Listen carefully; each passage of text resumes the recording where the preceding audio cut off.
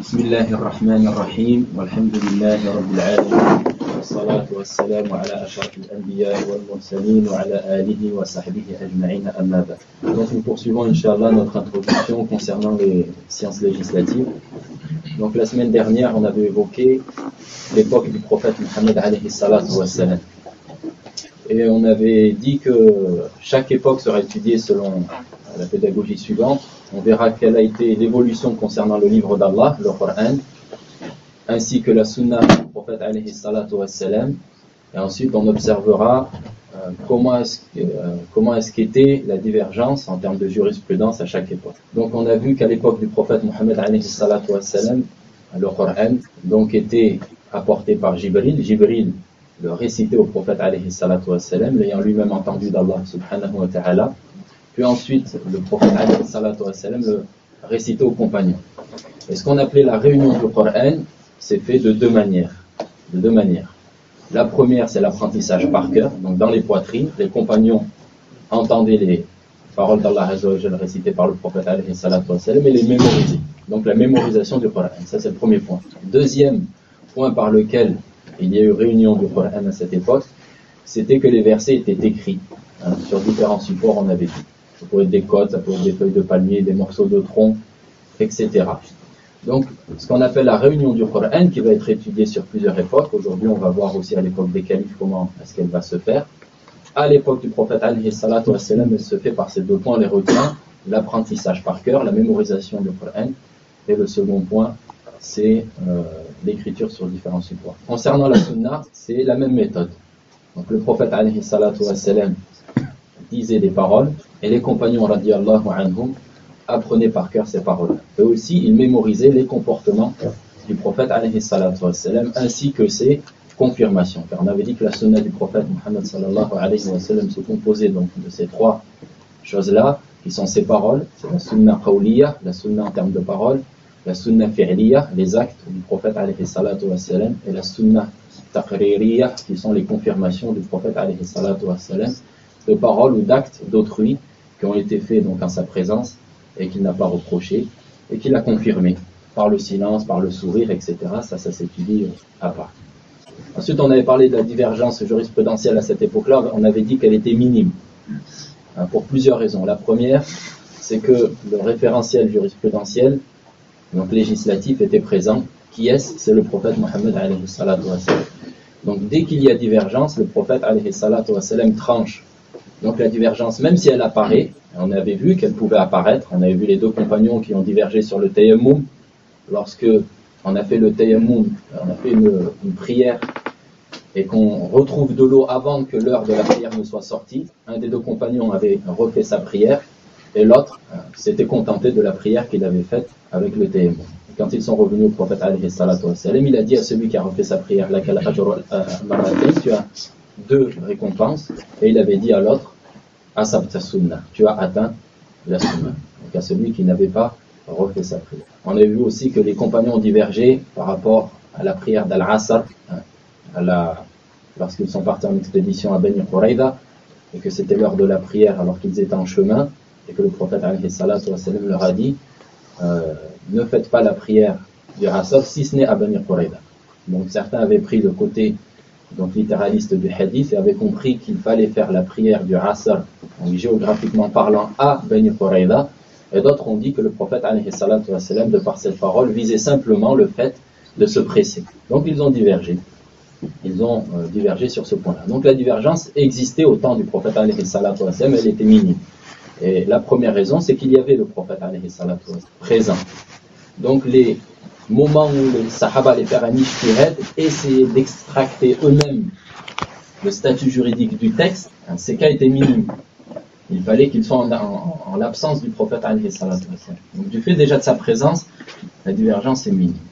Ça c'est la première raison pour laquelle la divergence est minime à cette époque. Deuxième raison, c'est qu'ils étaient arabophones de manière naturelle. Instinctivement, ils parlaient la langue arabe. Donc il la comprenait profondément et comprenait directement le discours donc, du Coran et de la Sunna.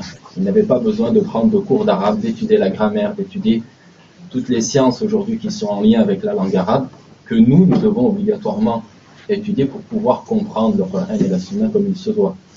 Eux n'avaient pas besoin de cela. Ils étaient arabophones à la wajhi saliqa, c'est-à-dire de manière instinctive. Mais on avait vu que ce niveau d'arabe, même s'il était extrêmement élevé, il ne permettait pas parfois de comprendre le discours du Coran ou bien de la Sunna. Car la compréhension simplement arabe, linguistique, parfois elle ne permet pas de comprendre qu'est-ce que veut Allah subhanahu wa ta'ala de nous, ainsi que le prophète alayhi salatu wa sallam. On avait donné l'exemple du verset d'Allah azza wa jal, الذين آمنوا ولم يلبسوا إيمانا بظلم أولئك لهم الأمن وهم مهتدون. Ceux qui ont cru et qui n'ont pas revêtu leur foi d'injustice, ce sont eux qui sont dans la sécurité, ce sont eux qui sont les bien guidés. Et ici les compagnons avaient compris donc du mot dhulm, qui est un mot indéfini, une nakira, fi siyaqin nafi, qui est dans un contexte négatif, lam, wa lam yalbisu. Lam ici elle indique que ce qui est après donc est en mode négatif. Ils avaient compris donc que toutes les unités du dhulm étaient recouvertes ici par l'expression.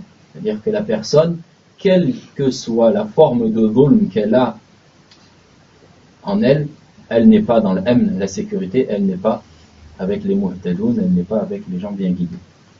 Et ils sont allés voir le prophète alayhi salatu wa sallam, lui ont dit, qui parmi nous donc n'a pas de dhulm, ne fait pas d'injustice à soi-même.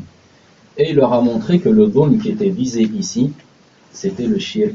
Tout comme a dit Luqman à son fils, Ya bunay, ô mon fils, la tushrik billah, n'associe pas à Allah, inna shirka la dhulmun azim, car certes l'associationnisme est une injustice immense. Donc ici l'injustice, simplement par la langue arabe, on ne peut pas trouver que c'est le shirk. Ils avaient le plus haut niveau possible, mais ils ne pouvaient pas savoir que le shirk ici était visé. Donc ça c'était la plupart des facteurs qui faisaient qu'il y avait peu de divergence. Un autre facteur, on avait dit, c'est que ils avaient selamet as-sadr, c'était des gens aux poitrines pures et des gens qui ne cherchaient pas la divergence. Comme on verra, parfois certains cherchent la divergence. Et quand elle apparaît, ils n'essaient pas de l'éteindre et ils essaient de l'attiser, alors que eux non. Comprenaient l'importance de l'union, que cette communauté a sa force dans son union, et dès qu'il y avait divergence, ils essayaient de l'attiser le plus possible. Donc c'était des gens qui avaient une poitrine illuminée par le Coran et la Sunna du prophète alayhi salatu wa sallam, chose qui a aidé à ce que la divergence n'apparaisse pas. Et ils n'avaient pas non plus aussi donc besoin de faire de recherche au niveau des sources, que ce soit le Coran ou la Sunna du prophète alayhi salatu wa sallam. Ils ne cherchaient pas ce que le hadith est daïf ou pas. Pourquoi? Car ils prennent directement du prophète alayhi salatu wa sallam. Et entre eux et Allah, donc entre eux et les paroles d'Allah azza wa jal, il y a qui? Il y a le prophète alayhi salatu wa sallam, puis Jibril. On verra que dans les générations suivantes, donc apparaîtront des gens qui ne sont pas donc, comme le prophète alayhi salatu wa sallam, et ni même comme les compagnons. Donc ici on aura besoin d'une science qu'on va citer ensuite, Inch'Allah. Donc ensuite le prophète Mohammed alayhi salatu wa sallam est mort. Quand il est mort, sallallahu alayhi wa sallam, Abu Bakr radiyallahu anhu a été désigné calife. Donc ici on passe à une nouvelle période qui s'appelle donc le Ahd al-Khulafa, qui est l'époque des califes radiyallahu anhu. Donc on vise par cette époque-là le califat d'Abu Bakr, de Omar, de Uthman et de Ali radiyallahu anhum ajma'in. Donc cette époque elle commence à la 11e année de l'Hégire. La première époque qu'on avait étudiée, elle commence de la révélation, lorsque le prophète alayhi salatu wa sallam donc, a reçu sa première révélation qui est les 5 premiers versets de la sourate Iqra, jusqu'à sa mort, la 11e année de l'Hégire. Après sa mort, on entre donc dans la période qu'on va étudier, ce soir, Inch'Allah, qui est la période donc des califes. Donc on a dit qu'on étudiait à chaque période les deux sources, le Coran, comment est-ce qu'il a évolué, puis la Sunna, comment est-ce qu'elle a évolué, et ensuite le khilaf fiqhi, la divergence jurisprudentielle, pour en arriver, Inch'Allah, à la fin, à comprendre comment est-ce que les écoles juridiques, notamment les 4, Abu Hanifa, Malik, Shafi'i et Ahmed, ont pu apparaître. Comment est-ce que ces 4 écoles ont pu apparaître? Donc concernant le Coran, ce qu'on avait appelé Jam'ul Coran, la réunion du Coran, donc il s'est fait déjà au temps du prophète alayhi salatu wa sallam par les deux causes que j'ai citées auparavant. Cette opération-là, donc Jam'ul Coran, va avoir lieu en 2 étapes, donc dans cette période, la période des califes. Une première étape va avoir lieu lors du calife d'Abu Bakr, radiyallahu anhu, et une deuxième étape, donc qui est la troisième en réalité, lorsqu'on étudie Jam' al-Qur'an, la réunion du Qur'an, la troisième étape aura lieu au temps donc, du calife de Uthman ibn Affan, radiyallahu anhu. Donc lors du calife d'Abu Bakr, il y a eu un homme qui s'est déclaré prophète qui s'appelle Musaylama al-Kadhdhab. Et d'ailleurs, même du temps du prophète alayhi salatu wassalam, ces premières fitnas ont apparu avant la mort du prophète Muhammad sallallahu alayhi wa sallam. Et lorsque Abu Bakr fut calife, donc il entre en bataille contre cet homme-là, qui avait donc pris des gens l'ont suivi, des gens ont cru en sa fausse prophétie, lui se déclarait prophète. Ce qui est donc de la mécréance, comme personne n'est censé l'ignorer. Et Abu Bakr radiyallahu anhu donc l'a combattu. Et il y a eu une grande bataille qu'on appelle Waq'atul Yamam, la bataille de Al-Yamam. Et lors de cette bataille, beaucoup de huffaz, de personnes qui connaissaient le Coran par cœur, sont morts. Beaucoup de personnes qui connaissaient le Coran par cœur, donc sont mortes. Et comme on avait dit, le Coran était préservé par la mémorisation ainsi que l'écriture sur les différents supports. Donc ici, on a un des deux moyens qui est mis en danger. Un des deux moyens de préservation du Coran qui est mis en danger. Et il faut savoir que ces deux moyens-là, qui sont la mémorisation par cœur ainsi que l'écriture sur différents supports, le premier moyen, la mémorisation, prédomine sur le second. Car le Coran, il va être transmis jusqu'à aujourd'hui par la tradition orale. Quelqu'un qui prend un mushaf aujourd'hui et qui apprend par cœur le Coran, on appelle ça un mushafi, ce n'est pas quelqu'un qui est reconnu comme étant un réel hafid, car il n'a pas de chaîne de transmission. Il faut qu'il s'assoie devant un cheikh pour pouvoir être validé et recevoir ce qu'on appelle une ijaza, pour pouvoir dire que c'est véritablement un récitateur du Coran, quelqu'un qui connaît le Coran par cœur. Donc ce premier facteur de préservation du Coran a été mis en danger lors de cette bataille durant laquelle beaucoup de huffaz, de personnes qui connaissaient le Coran, sont morts. Omar radiyallahu anhu, lorsqu'il a vu cela, donc il est allé voir Abu Bakr radiyallahu anhu, qui était le calife, et il lui a proposé alors de réunir le Coran. Il a proposé de réunir le Coran en un mushaf, donc en un livre, une page à une autre. Tout le Coran serait réuni ici. Abu Bakr au début n'a pas voulu, il a rejeté cette idée-là et il a argumenté en disant comment ferais-je quelque chose que le prophète Mohammed alayhi salatu wassalam n'a pas fait.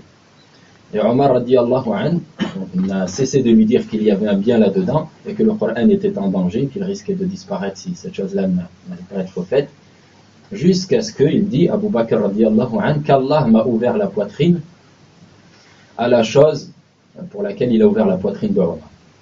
Donc Abu Bakr accepta. Puis ils ont réfléchi à la personne qui était le plus apte à faire ce travail-là, donc de réunir le Coran, et ils ont pensé à Zayd ibn Thabit radiyallahu anhu, qui était un des scribes du prophète Muhammad sallallahu alayhi wa sallam. Car on l'avait cité, le prophète alayhi salatu wa sallam avait des scribes, donc des gens qui écrivaient le Coran lorsqu'il récitait. Il y avait un peu tout le monde qui écrivait, mais il y avait des scribes officiels, comme Zayd ibn Thabit, comme Muawiyah, Ali radiyallahu anhum. Il y avait donc des personnes qui étaient Ubay ibn Ka'b, des compagnons qui étaient spécialisés là-dedans et qui avaient ce rôle, cette responsabilité d'écrire le Coran. Zayd ibn Thabit faisait partie de ces personnes-là, et notamment c'est quelqu'un qui a écrit ce qu'on appelle Al-Ardatul Akhira, la dernière récitation du prophète alayhi salatu wa salam avant sa mort. Donc Abu Bakr l'a convoqué et lui a proposé cela avec Omar, et aussi il n'a pas voulu faire cela au début, il était dérangé et donné le même argument qu'Abu Bakr, comment ferais-je quelque chose que le prophète alayhi salatu wa salam n'a pas fait. Et ils n'ont cessé d'insister et de donc lui montrer les bienfaits de cette œuvre-là, jusqu'à ce qu'il a dit lui aussi que Allah subhanahu wa ta'ala m'a ouvert la poitrine à ce à quoi il avait ouvert la poitrine d'Abu Bakr et de Omar. Et il a dit une fameuse phrase, il a dit Law amaruni bi naqli jabalin lakana ahwana alayk. S'il m'avait proposé, s'il m'avait ordonné de déplacer une montagne, cela aurait été plus facile pour moi donc de réunir le Coran. Car c'était une grande responsabilité et une grande crainte qu'avait Zayd ibn Thabit de devoir désormais réunir le livre d'Allah subhanahu wa ta'ala. Donc il a commencé ce travail-là, et donc les gens venaient à lui, chacun avec ce qu'il avait, donc d'apprentissage dans la poitrine, ou bien de support, donc divers, papier, feuilles de palmier, des os, des côtes, etc., morceaux de tronc, et ils venaient à Zayd ibn Thabit radiyallahu anhu. Ces gens qui venaient donc pour amener ce qu'ils avaient de Coran, donc ils devaient venir à chaque fois avec des témoins. Ils devaient venir avec deux témoins. Donc on avait la personne qui venait avec son support, ou bien en disant que je connais tel verset par cœur, et deux personnes avec lui devaient témoigner qu'effectivement eux aussi connaissaient donc ce verset-là, cette surah-là, ce nombre de versets qu'il a mené. Et les témoins, comme vous savez, on n'accepte pas n'importe qui en islam. Ça doit être des udoul, des gens de confiance. Ça doit être des gens de confiance. Ce que, donc on respectait bien sûr Abu Bakr, radiyallahu anhu, et Zayd ibn Thabit, les personnes qui étaient responsables de cela. Une fois que Zayd ibn Thabit avait réuni donc ce mushaf-là, une fois qu'il a réuni ce mushaf, il faut savoir que ce mushaf donc a réuni Zayd ibn Thabit radiyallahu anhu, c'est un mushaf qui réunissait ce qu'on avait cité la dernière fois, les 7 lettres. Vous vous souvenez, quand on avait parlé des 7 lettres. Donc on avait dit qu'il y avait 7 tribus principales, Quraysh, qui était donc celle qui avait le parler le plus soutenu, et 6 autres. Et le prophète alayhi salatu wa salam avait autorisé de lire le Coran, donc selon ces 7 langues-là. Ces 7 dialectes qui sont tous donc des langues, sont tous de l'arabe. Et ceci se faisait en la présence du prophète alayhi salatu wa salam. Les gens ne faisaient pas ça par leur propre volonté. Le prophète alayhi salatu wa salam leur récitait le verset comme il leur était permis de le réciter. On avait donné plusieurs exemples. On avait dit, par exemple, le verset d'Allah subhanahu wa ta'ala, Inna nashi'ata al-layli hiya ashaddu wata'an wa aswabu qila, dans une récitation qui a désormais disparu. Et c'est le synonyme aswab de aqwamu qila. Aynama tuwallu wujuhakum wa haythuma kuntum fawallu wujuhakum qibala. Ça aussi c'était récité avant. Maintenant c'est fawallu wujuhakum shatra. Qibala, shatra, ce sont des synonymes. Et il y avait plusieurs versets comme cela. On avait cité aussi Ya ayyuhal ladhina amanu idha nudiya lis-salati min yawmil jumu'ati famdu ila dhikrillah. Nous aujourd'hui on lit fas'aw ila dhikrillah. Famdu, fas'aw, ce sont des synonymes. Donc les gens récitaient différentes récitations, mais qui renvoyaient au même ahkam, aux mêmes règles. La tribu qui récitait cette récitation-là n'avait pas un halal et un haram différent d'une autre tribu. Les 7 tribus, dans leur récitation, avaient le même halal, le même haram, les mêmes obligations, les mêmes recommandations, les mêmes choses détestables, les mêmes choses haram, les mêmes choses illicites. Le résultat en termes de jurisprudence il n'y avait pas donc de différence en termes de jurisprudence, en termes de aqidah ou quoi que ce soit. Donc le mushaf ici qui a été réuni par Zayd ibn Thabit, il réunit les 7. Il réunit ces 7 lettres. Donc dans le même mushaf, il y avait ces 7 lettres. Donc ça c'est la réunion de manière résumée au temps d'Abu Bakr radiyallahu anhu. Ce mushaf il va rester chez Abu Bakr, puis ensuite chez Omar. Chez Omar, ensuite il sera chez Hafsa radiyallahu anha, au temps de Uthman radiyallahu anhu. Ensuite on a la réunion du mushaf qui va se faire au temps de Uthman radiyallahu anhu. Et cette réunion du Coran elle va être différente de la précédente dans certains. Quelle en est la cause? La cause c'est que Hudhayfa ibn al-Yaman radiyallahu anhu, lors de certaines batailles en Azerbaïdjan, en Arménie, il a vu que les gens divergeaient au niveau du Coran, au point que certains traitaient de mécréants d'autres du fait qu'il les voyait réciter une récitation qui est différente de la leur. Lorsqu'il a vu ça, donc il est allé rapidement voir Uthman radiyallahu anhu et lui a dit que les gens ont fortement divergé. Les gens ont fortement divergé au sujet du livre d'Allah azza wa jal, et donc il serait bien que tu les réunisses sur une seule lettre, car auparavant ils étaient sur 7 lettres. Donc ici, Uthman radiyallahu anhu va faire une réunion du Coran.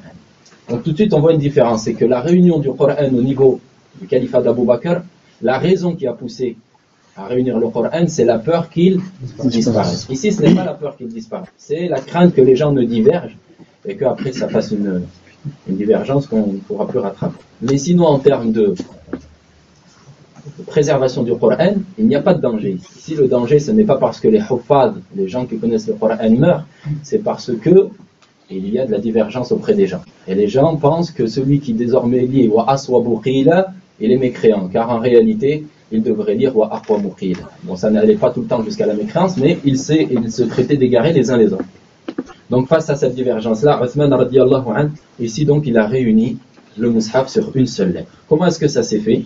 Donc il a aussi ordonné à Zayd ibn Thabit radiallahu anhu, donc le même compagnon qui avait été responsable au temps d'Abu Bakr de réunir le mushaf avec les 7 lettres à l'intérieur, il lui a demandé, donc avec 3 personnes de Quraysh, que sont Saïd ibn al-As, Abdurrahman ibn al-Harith, ibn Hisham et Abdullah ibn Zubayr, radiallahu anhum ajma'in, de réunir donc le Coran en un seul mushaf et en une seule lettre.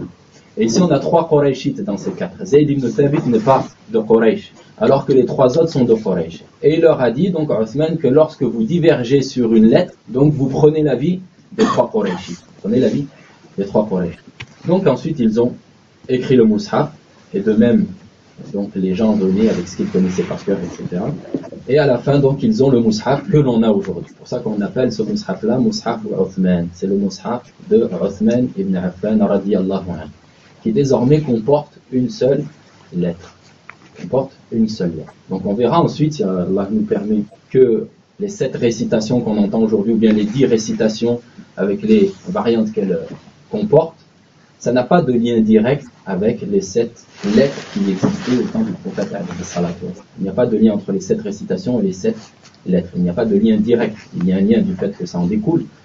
Mais les 7 lettres, c'est quelque chose, et les 7 récitations, voire 10, il y en a 10, même avec les variantes plus, ce n'est pas en lien direct avec les 7. Donc ce mushaf de Uthman radiyallahu anhu, ce qu'il faut savoir, c'est que, est-ce qu'il y a eu perte donc de ahkam par le fait qu'on ait donc arrêté de lire avec les 6 autres lettres et que Uthman radiyallahu anhu ait uni la Ummah sur une seule lettre? Non, car c'était des variantes en termes de synonymes.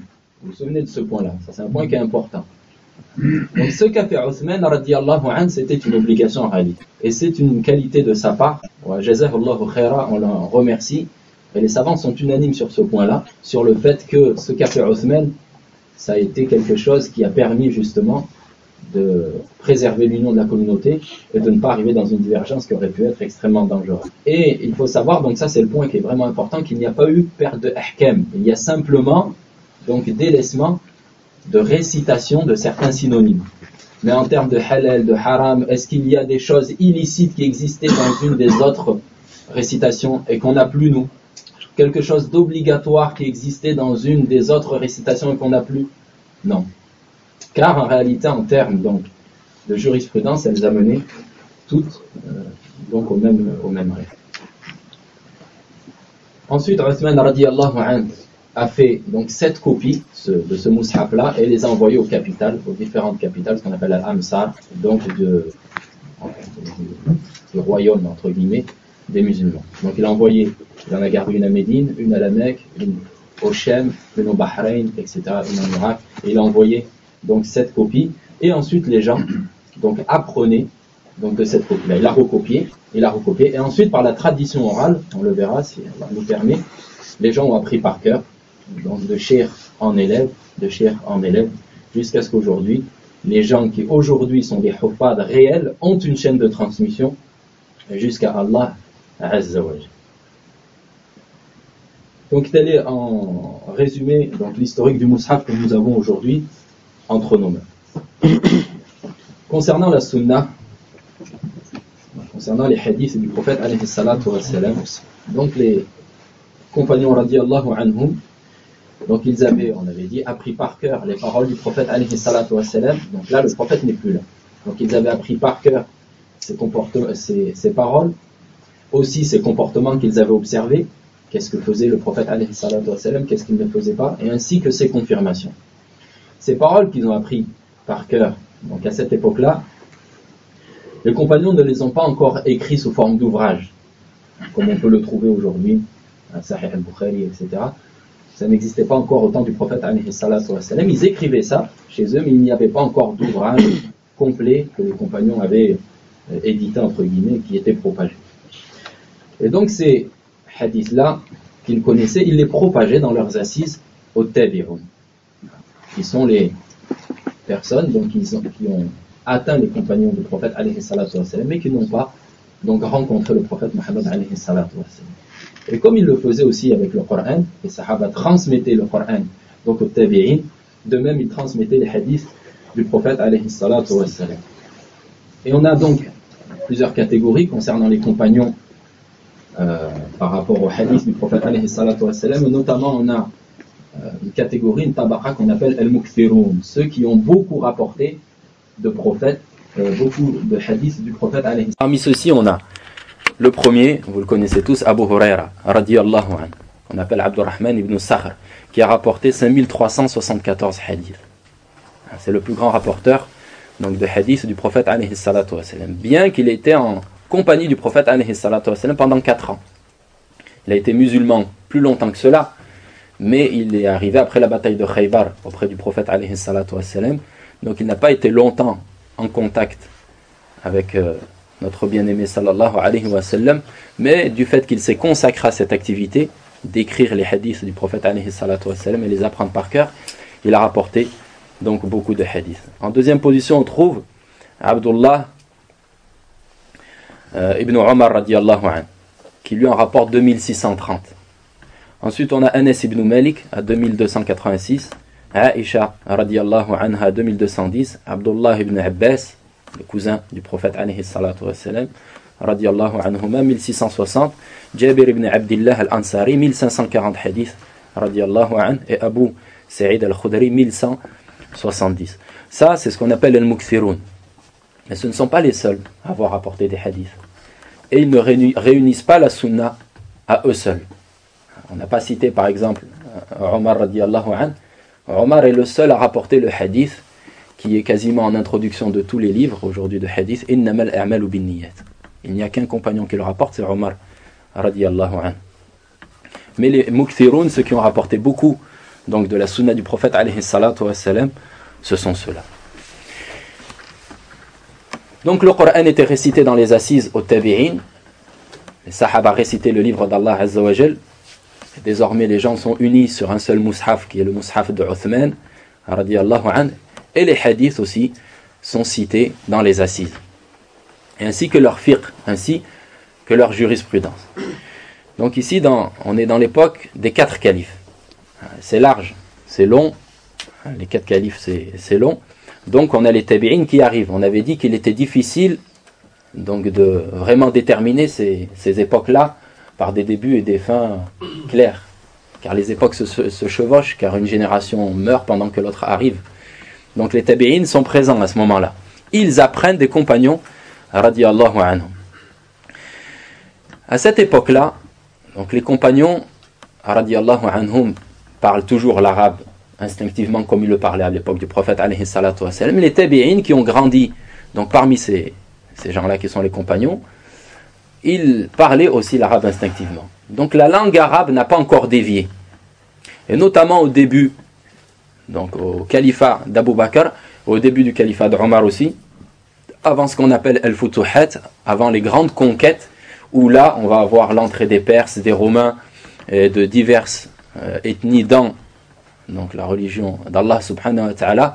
À ce moment-là, on va avoir donc un mélange de langues, et l'arabe va être atteint, et va diminuer en niveau, et les gens vont commencer à perdre cet instinct par lequel ils parlaient l'arabe, et on va donc avoir apparition, on va voir la langue arabe devoir être mise donc en théorie, et la grammaire va être mise en théorie, les autres sciences en lien avec la langue arabe, pour que les gens puissent désormais apprendre donc les règles en lien avec l'arabe. Donc ce qu'on appelle al-lahn, donc la faute donc orale, la faute grammaticale va apparaître donc ensuite dans les époques futures. Mais pour l'instant, ce n'est pas le cas. Donc à l'époque des compagnons et les tabi'in qui étudient auprès d'eux, l'arabe est toujours parlé instinctivement. Donc quel était le khilaf fiqhi, la divergence jurisprudentielle à cette époque-là, à l'époque des 4 califes? Elle était aussi minime. Elle était minime. Donc pour plusieurs raisons, des raisons qui sont identiques à celles de l'époque du prophète alayhi salatu wassalam, c'est qu'ils parlent l'arabe instinctivement. Est-ce qu'ils ont besoin de faire une recherche au niveau des sources? At-tabi'un, quelle est leur chaîne de transmission entre eux et Allah Azza wa Jalla au niveau du Coran? Ils entendent de qui? Des compagnons radiyallahu anhu. Une qaïda chez Ahl Sunnah, as-sahabatu kulluhum udul. Donc les compagnons sont tous des gens de confiance, car Allah subhanahu wa ta'ala les a agréés. Et qu'est-ce que al-adl? C'est celui qui ne fait pas de grands péchés et n'est pas, donc quand on dit de grands péchés, c'est pas ponctuel et il fait tauba, mais c'est que le grand péché prend dans sa vie une importance au point où c'est quelque chose qu'il fréquente. Et quelqu'un qui fait un grand péché comme ça ponctuellement et qui fait tauba, cette personne-là, alhamdoulilah, elle reste dans l'adala, elle reste une personne de confiance. Et c'est aussi une personne donc qui ne fait pas al-israr ala as-saghira, qui n'est pas constamment dans le petit péché. N'est pas constamment dans le petit péché. Ça c'est concernant ce qu'on appelle le comportement de la personne. Après il y a aussi ce qu'on appelle la dabt, la maîtrise. Donc en termes de mémoire, et on sait que les sahaba étaient des gens qui avaient une mémoire exceptionnelle. Radiallahu anhum. Donc c'était des gens, des udoul. Allah subhanahu wa ta'ala, dans de nombreux versets, dit Radiallahu anhum wa radu an. والسابقون الأولون من المهاجرين والأنصار والذين اتبعوهم بإحسان رضي الله عنهم ورضوا عنه. Allah les a agréés. Et Allah dit aussi فإن تولوا فإن الله لا يهدي القوم الفاسقين. Allah subhanahu wa ta'ala ne guide pas فإن الله لا يرضى عفوا فإن الله لا يرضى عن القوم الفاسقين. Allah n'agrée pas les peuples pervers. Allah n'agrée pas les peuples pervers. Et dans le verset cité précédemment, Allah a agréé les compagnons. Donc quand on unit ces deux versets, on conclut que les compagnons ne sont pas des gens pervers. Et dans ce contexte-là, le contraire de al-adl, c'est al-fasiq. Le contraire de al-adl, de la personne de confiance, c'est le pervers. Donc les sahaba radiyallahu anhum sont des gens de confiance. Donc at-tabi'un n'avait pas besoin de chercher est-ce que ce compagnon est un menteur, est-ce que ce compagnon était quelqu'un de confiance ou pas, car ce sont tous des udoul, des gens de confiance. Donc entre eux, Allah, ils ont les compagnons qui sont tous des gens de confiance, ensuite le prophète alayhi salatu wassalam. Donc qui est le prophète sallallahu alayhi wa sallam? Donc il n'y a pas de recherche à faire à son niveau. Ensuite Jibril, ensuite Allah azza wa jal. Concernant le Coran, concernant les hadiths, ils ont entre eux le prophète alayhi salatu wassalam, cette génération, donc ils sont les meilleurs gens, les compagnons radiyallahu anhum. Comme l'a dit le prophète alayhi salatu wassalam, khayrun nasi qarni, les meilleurs gens sont ceux de mon siècle, thumma alladhina yalunahum, puis les suivants, thumma alladhina yalunahum, puis les suivants. Donc il y avait peu de divergences car ils étaient arabophones encore de manière instinctive et ils n'avaient pas besoin de faire de recherche au niveau de l'authenticité des sources. Mais il y avait quand même de la divergence qui est apparue tout de suite après la mort du prophète alayhi salatu wassalam. Comme par exemple l'endroit où le prophète alayhi salatu wassalam devait être enterré. Les compagnons ont divergé. Certains ont dit dans Al-Baqi', le cimetière qui se trouve à côté de la mosquée du prophète alayhi salatu wassalam. Certains ont dit à côté du minbar, d'autres ont dit, à la fin ils se sont mis d'accord, donc dans la ghurfa de Aïcha radiyallahu anha, donc dans la chambre de Aïcha.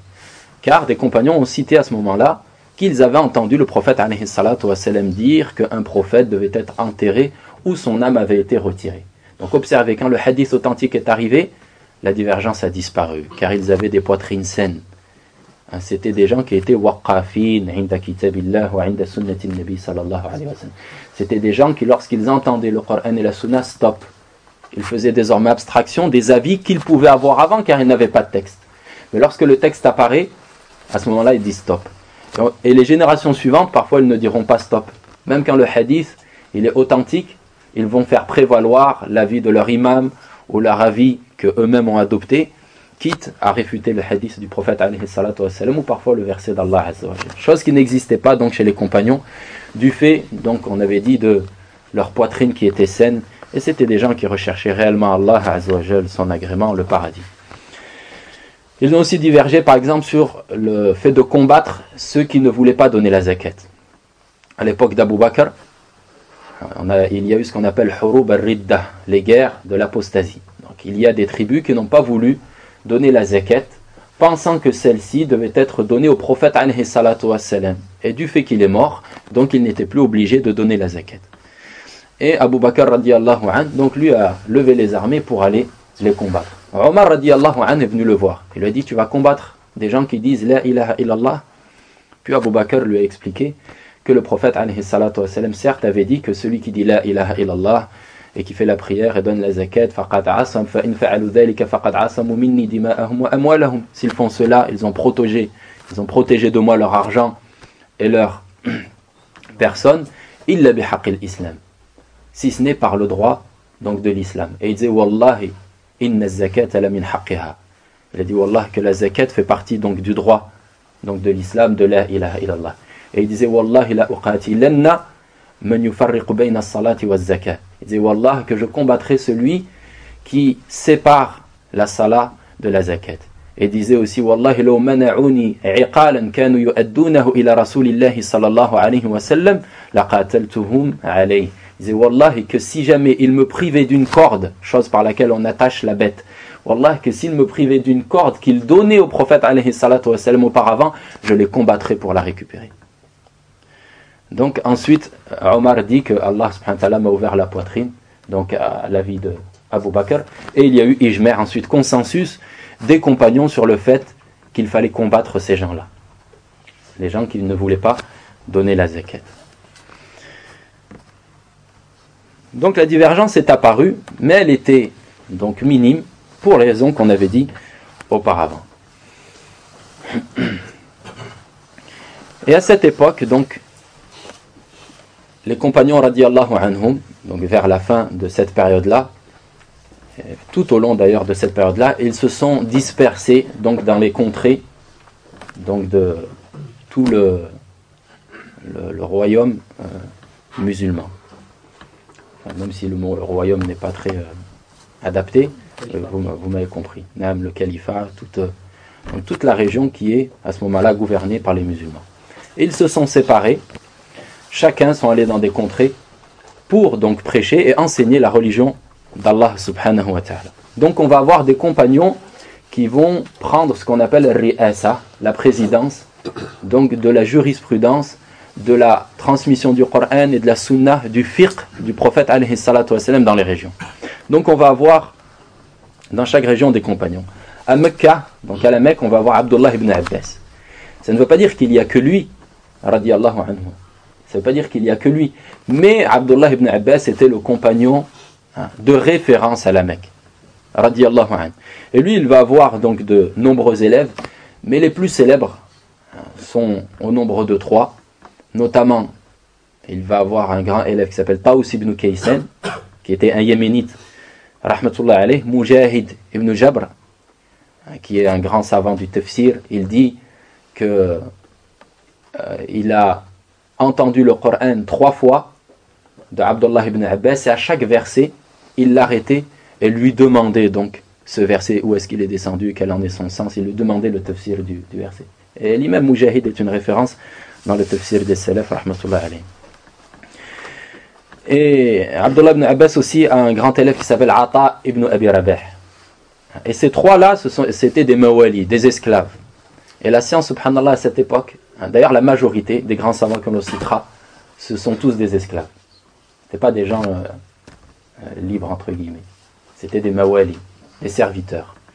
Et subhanallah, Allah les a élevés par la science, car le prophète alayhi salatu wa sallam a dit Inna Allah yarfa'u bihadha al-kitabi aqwaman wa yada'u bihi akharin. Certes, Allah élèvera par ce livre, le Coran, des gens et en rabaissera d'autres. Et ces gens-là ont été élevés par le livre d'Allah azza wa jalla. Donc Abdullah ibn Abbas, ça va être le fondateur du fiqh, donc ici à la Mecque, et il va avoir donc des élèves, et les principaux nous les avons cités, mais il en avait plusieurs. À Médine, on va voir Zayd ibn Thabit, radiyallahu anhu, qu'on a cité précédemment. Qui est-ce? C'est celui qui a été responsable de réunions du Coran, au temps de Abu Bakr, tout comme au temps de Uthman radiyallahu anhu. Et aussi et surtout, de manière principale, Abdullah ibn Omar, le fils de Omar ibn al-Khattab, radiyallahu anhu. Donc lui, il va être vraiment le fondateur du fiqh de Médine. Le fiqh de Médine, qui va donc donner naissance plus tard donc à l'école malikite, elle est imprégnée de l'esprit de Omar, de Abdullah ibn Omar, radiyallahu anhu. Et ici aussi de grands élèves vont apparaître. Il va y avoir surtout le grand tabi'i, rahmatullah alayhi, Sa'id ibn al-Musayyib, ou bien ibn al-Musayyib, mais lui il préférait ibn al-Musayyib avec la kasra, Sa'id ibn al-Musayyib, rahmatullah alayhi. Aussi Urwa ibn Zubayr, qui est le fils de Zubayr ibn al-Awwam, le grand compagnon, l'apôtre du prophète alayhi salatu wa salam. Le prophète alayhi salatu wa salam a dit Inna li kulli nabiyyin hawari wa hawari. Zubayr ibn al-Awwam, à chaque prophète un apôtre, et mon apôtre est Zubayr ibn al-Awwam. Radiyallahu anhu. Donc, Urwa ibn Zubayr était un tabi'i. Il n'a pas atteint le prophète alayhi salatu wa salam. Et de cette école-là aussi apparaîtra Shihab al-Zuhri, Ibn Shihab al-Zuhri, qui est un grand savant donc de Médine et qui sera le shir principal de l'imam Malik, rahmatullah alayhi. Donc ça c'est concernant Médine. Donc à la Mecque on a Abdullah ibn Abbas, avec les élèves que nous avons cités. À Médine on a Zayd ibn Thabit, Abdullah ibn Omar, avec les grands élèves que nous avons cités. Al-Koufa, donc qui est une région de l'Irak, en Irak, on a deux grandes régions qui sont Al-Koufa et Al-Basra. Al-Koufa, on va avoir donc Ali ibn Abi Talib. D'ailleurs, le califat, c'est-à-dire le centre, va se déplacer de Médine vers là-bas. Et Ali ibn Abi Talib donc, va propager son fiqh là-bas, et notamment et surtout de manière principale, Abdullah ibn Mas'ud, radiyallahu anhu, qui lui aura un impact direct sur l'école qui va apparaître là-bas, qui va donner ensuite naissance au madhhab de l'imam Abu Hanifa, rahmatullah alayhi. Et parmi les plus grands élèves donc, de ces compagnons-là, on a Alqama. Alqama qui est un grand tabi'i, Al-Aswad aussi. Donc tout ça, ça va être des chouyours qui vont avoir un impact donc, sur le fiqh de la région, et notamment sur Abu Hanifa, car il sera en contact avec certains. Aussi Masruq ibn al-Ajda', rahmatullah alayhi, Shurayh, qui était un juge à l'époque de Ali radiyallahu anhu, lui aussi laissera beaucoup de traces concernant son fiqh. Al-Sha'bi, qui sera un des chouyours de l'imam Abu Hanifa. Al-Sha'bi va laisser son empreinte. Ibrahim al-Nakha'i, donc lui c'est vraiment celui qui va laisser son empreinte ici.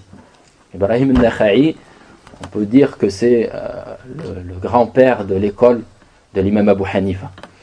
Et Saïd ibn Jubayr aussi, le grand tabi'i rahmatullah alayhi, qui a été exécuté par Al-Hajjaj, Saïd ibn Jubayr. Son histoire vaut le coup d'aller la lire. C'était quelqu'un d'un courage extrême, c'était un grand savant. Donc ça, ce sont des tabi'in. Et de cette école va apparaître un shir qui s'appelle Hammad ibn Abi Sulayman, qui sera le shir principal donc d'Abu Hanifa. Donc l'école hanafite va apparaître d'Al-Koufa. Elle va apparaître ici. À Al-Basra, on a comme compagnon Abu Musa al-Ash'ari, radiyallahu anhu, et aussi Anas ibn Malik, qui avait été au service du prophète alayhi salatu wa salam pendant 10 ans. Anas ibn Malik min al-Mu'ammarin, c'est un compagnon qui a vécu longtemps. Donc il va transmettre pendant longtemps Al-Basra. Et parmi les élèves les plus célèbres de ces compagnons-là, on a Al-Hassan al-Basri, que vous connaissez tous, je suppose. Il y a aussi Muhammad ibn Sirin. Je saisis l'occasion pour dire que le livre qui lui est attribué, Tafsir al-Ahlam, n'est pas son livre. Muhammad ibn Sirin n'a pas écrit de livre concernant donc, le tafsir, l'explication des rêves ou bien des cauchemars.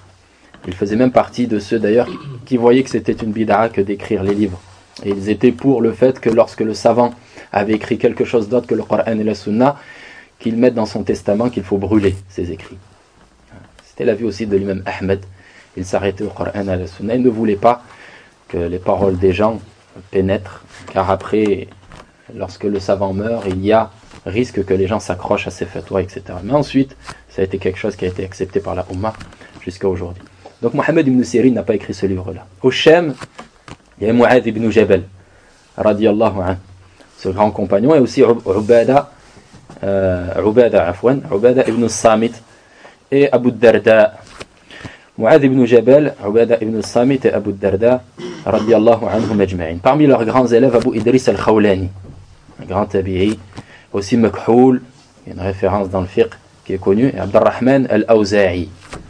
L'imam al-Awza'i, c'est un très grand imam qui est donc, de la carrure des 4 imams, si ce n'est plus. Mais on verra la cause. Pourquoi est-ce que les 4 imams, donc leurs écoles ont perduré jusqu'à aujourd'hui, et pas ceux-là. Par exemple, pourquoi est-ce que ces gens n'ont pas une école et aujourd'hui on suivrait par exemple dans ses fondements l'imam al-Awza'i. En Égypte, Misr, on avait Abdullah ibn Amr ibn al-As, qui est d'ailleurs Fatihu Misr. C'est celui qui était donc le chef de l'armée qui a conquis l'Égypte. Abdullah ibn Amr ibn al-As, radiyallahu anhuma. Et là-bas, il y a eu de nombreux fuqaha qui sont sortis, parmi eux Yazid ibn Habib, qui va être le professeur de Al-Layth ibn Sa'd. Al-Layth ibn Sa'd, c'est un des contemporains de l'imam Malik, et c'était un très grand compagnon, au point que l'imam Shafi'i a dit Al-Layth ibn Sa'd afqah min Malik, walakinna ashabahu dayya'u. Al-Layth ibn Sa'd est plus savant que l'imam Malik, mais ce sont ses compagnons, ses élèves qui l'ont perdu. Car on verra qu'une école, elle a survécu de par le fait que les élèves ont travaillé les usul, les fondements du shir, ce qui a permis donc que les fatwas du shir soient ensuite propagées et étudiées et qu'elles survivent jusqu'à aujourd'hui. Donc là, on était dans l'époque des 4 califes. Et on chevauche, comme vous voyez, avec les tabi'in.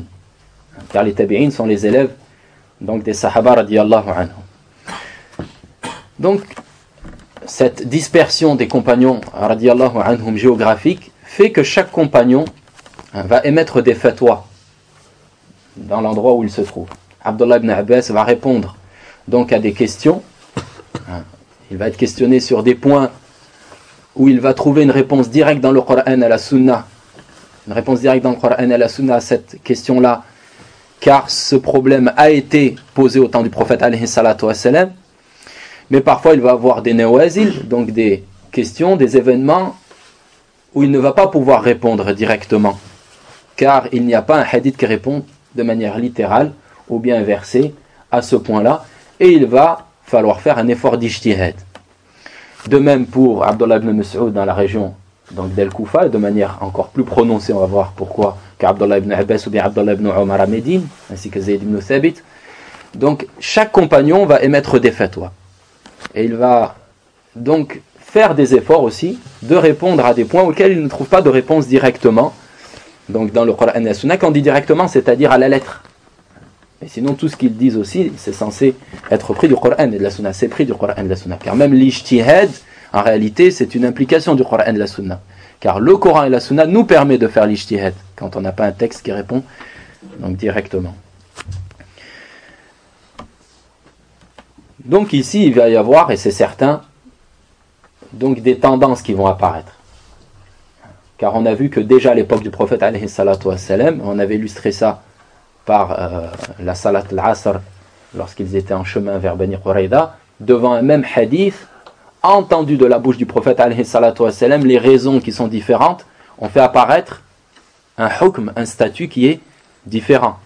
Donc là, de même, ses compagnons, de par leur éloignement géographique, et en contact donc avec des gens différents, des cultures différentes désormais, car le califat s'étend, et des gens qui n'étaient pas arabes et qui n'étaient pas musulmans, donc pénètrent dans la religion d'Allah subhanahu wa ta'ala avec leur culture, leur manière de voir les choses, et avec aussi des mu'amalat, des relations sociales, financières, auxquelles il faut répondre désormais. Donc les fatwas vont être différentes. Et donc de cette diversité géographique, il y a 2 grandes écoles qui vont apparaître. 2 grandes écoles qui vont apparaître. La première, c'est l'école du Hijaz, donc de la région, la Mecque-Médine. La deuxième, c'est l'école qui se trouve dans la région de l'Irak. La première, on va l'appeler Madrasatul Hadith, la madrasa du Hadith, ou bien Madrasatul Naql, la madrasa du rapport, le fait de rapporter les hadiths, le fait de rapporter donc les récits du prophète alayhi salatu wassalam. La madrasa, l'école qui se trouve au niveau de l'Irak, notamment d'El Koufa, aussi d'El Basra, notamment d'El Koufa, c'est là qu'elle va vraiment prendre naissance et qu'elle va justement fleurir. C'est la madrasa qu'on appelle Madrasatul Ra'i, l'école donc de l'avis, à l'apostrophe AVIS, de l'avis, donner un avis. Ou bien Madrasatul Aql, la madrasa de la raison. Et ces 2 écoles-là, donc ça va être 2 pôles qui vont apparaître de manière claire à l'époque donc des tabi'in, et après encore de manière plus prononcée à l'époque des tabi'in, mais déjà à l'époque des tabi'in, c'est une polarisation qui existe. Donc on a ces 2 grandes écoles, celle du Hijaz et celle qui se trouve en Irak. Pourquoi est-ce que ces 2 écoles ont apparu? Quelles sont leurs spécificités? Et quelles ont été les conséquences donc du fait qu'il y ait ces 2 modes d'approche du Coran et de la Sunna? On avait dit que El Koufa, il y avait comme compagnon qui avait vécu là-bas, on avait dit Ali radiallahu anhu, et notamment Abdullah ibn Mas'ud. Et au Hijaz, et notamment dans la religion de Médine, car la capitale, le berceau de l'école del Hadith, donc du naql du rapport, ça va être Médine. À Médine, c'est Abdullah ibn Omar. Déjà, ces deux compagnons-là, tous deux étant attachés au Coran et à la Sunna, tous deux recherchant l'agrément d'Allah subhanahu wa ta'ala, étaient déjà dans leur fiqh différents. Abdullah ibn Mas'ud, il a hérité le fiqh de Omar radiyallahu anhu. Comme l'ont dit beaucoup les gens d'Al-Koufa, c'était quelqu'un qui était pas à pas derrière Omar radiyallahu anhu. Au point que certains ont dit Lo qanata Omar, la qanata ibn Mas'ud radiyallahu anhu. Si jamais Omar avait fait le qunut dans Salat Subh, Abdullah ibn Mas'ud l'aurait fait aussi. Il était pas à pas, il avait hérité ce fiqh-là. Et le fiqh de Omar, il est connu comme étant un fiqh d'istinbat, un fiqh d'extraction des statuts des textes en utilisant al-aql, en utilisant la raison. Pas quand le texte est tranchant, donc dans son sens, car on avait dit que les textes étaient différents, vous vous souvenez de ce point-là. Il y en a qui sont tranchants dans leur sens et d'autres qui sont donc équivoques, comme le texte du prophète alayhi salatu wassalam par rapport à la prière du Asar à Bani Qurayda. Il est équivoque. Est-ce que le prophète cherche à ce que l'on fasse la prière à Bani Qurayda géographiquement, ou bien il cherche à nous dire de se presser? Donc il est équivoque dans son sens. C'est dans ces textes-là que la raison intervient. Mais même en dehors de cela, Omar radiallahu anhu, Allah a fait les raisons des gens, elles sont différentes, c'est comme ça. Les gens sont différents, comme ils sont différents dans leur couleur, ils sont différents dans leur taille, ils sont différents aussi, donc dans leur manière d'approcher les choses. Et ici, Abdullah ibn Mas'ud et Omar ibn al-Khattab, ils étaient connus pour étant des gens qui avaient cette approche-là des textes. Abdullah ibn Omar radiallahu anhuma, lui, il était connu pour être quelqu'un d'extrêmement littéraliste. Il était connu pour être très sévère dans le fait de suivre les traces du prophète alayhi salatu wassalam, au point où il suivait le prophète alayhi salatu wassalam dans des points qui ne sont pas donc de l'ordre de la législation. Comme prendre sa bête et mettre donc les sabots de sa bête où les sabots de la bête du prophète alayhi salatu wassalam sont passés. Ça ne relève pas de la ibada, ça relève peut-être de l'amour du prophète alayhi salatu wassalam. Le fait de passer, par exemple, des récits disent, Allah alam, est-ce qu'ils sont authentiques, que certains compagnons, par exemple, aimaient, et Abdullah ibn Omar sûrement faisait partie de ces gens-là, faire la sieste où le prophète alayhi salatu wassalam avait fait sa sieste, sous le même arbre, par exemple. On a des récits de ce type-là, et Abdullah ibn Omar faisait partie de cette catégorie de compagnons qui étaient extrêmement pointillistes par rapport au suivi du prophète alayhi salatu wassalam. Donc géographiquement, Al-Koufa va hériter donc ce fiqh d'Abdullah ibn Mas'ud, et notamment les chouyours qu'on a cités, comme Aswad, Al-Alqama, notamment Ibrahim al-Nakha'i. Et de même, à Médine, les fuqaha vont hériter donc ce littéralisme qui a été donc donné par Abdullah ibn Omar. Donc ça, c'est le premier facteur qui fait que ces deux écoles émergent. C'est l'héritage qu'ils ont chacun obtenu des compagnons et de l'esprit qu'avaient les compagnons, donc qui étaient dans leurs endroits géographiques. Deuxième grand facteur, c'est qu'en Irak, il y a eu peu de compagnons. Et qui dit peu de compagnons, dit donc peu de hadiths du prophète alayhi salatu wassalam. Médine, donc c'était le berceau de la da'wa, c'est Darul Hijra, c'est là-bas que le prophète alayhi salatu wassalam a fait son hégire, et la majorité des compagnons ont vécu et sont morts là-bas, radiyallahu anhum. Donc là-bas, il y a eu un grand héritage en termes de texte. En termes de texte, il y a eu beaucoup de hadiths.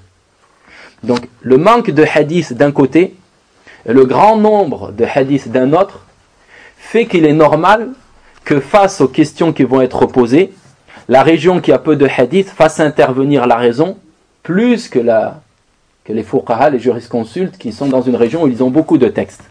Donc face aux fatwas qu'ils vont devoir émettre, face aux questions qu'on leur pose, les gens de Médine et du Hijaz, ayant beaucoup de textes, trouvent beaucoup plus rapidement une réponse. Alors que Al-Koufa ou Al-Basra, en Irak, il va y avoir donc peu de hadiths, donc il va falloir faire ce qu'on appelle i'mal al-aql, donc faire intervenir al-aql, la raison, pour trouver parfois dans un hadith que l'on a, quelle est la cause qui a fait que le prophète alayhi salatu wassalam a dit ceci est haram, ceci est obligatoire, ceci est recommandé ou autre, pour pouvoir faire un raisonnement, un qiyas analogique donc sur une autre situation similaire. À Médine, ils ont beaucoup moins besoin de faire intervenir la raison et le qiyas car ils ont beaucoup de textes. Quand la question est posée, ils trouvent la réponse souvent dans le texte, car les textes sont nombreux, du fait de du grand nombre des compagnons qui ont vécu dans cette région et qui y sont morts. Un autre facteur important qui a fait que ces deux écoles donc, sont apparues, c'est qu'en Irak, l'Irak va être le berceau des sectes, et notamment de deux grandes sectes qui vont apparaître, qui vont naître, Al-Khawarij, on aura peut-être l'occasion d'en parler dans le Sharh Al-Usul Al-Thalatha, Wallahu A'lam. Donc ils sont des gens qui taxent le musulman de mécréant s'il fait un grand péché. Et ils ont beaucoup d'égarements. Et Al-Shia aussi. Al-Shia aussi sont apparus dans cette région. Et ces deux sectes-là, notamment Al-Shia, ils mentaient donc, au sujet du prophète alayhi salatu wassalam, pour pouvoir donc, justifier leur madhab, leur école qui est fausse. Donc ils mentaient les Shia sur Ali, ils mentaient sur la famille du prophète alayhi salatu wassalam, ils mentaient sur Abu Bakr, ils mentaient sur Omar. Et aussi, ils mentaient aussi sur leur jurisprudence. Donc de ce fait, les fuqaha, les jurisconsultes de la région, étaient très méticuleux quant au fait d'accepter un hadith apporté là-bas. Au point où l'imam Malik, rahmatullah alayh, avait appelé donc l'Irak Ardud Darb, la terre où on fabrique, comme lui parle à la base, cette expression est utilisée pour la fabrication de l'argent, car on frappe donc l'or et l'argent voilà, à la presse pour pouvoir avoir un dirham, qui est la pièce d'argent, ou un dinar, qui est la pièce d'or. Et lui disait là-bas, c'est la maison d'édition, en gros, c'est où on frappe pour les hadiths mensongers. Tu veux un hadith, tu vas en Irak.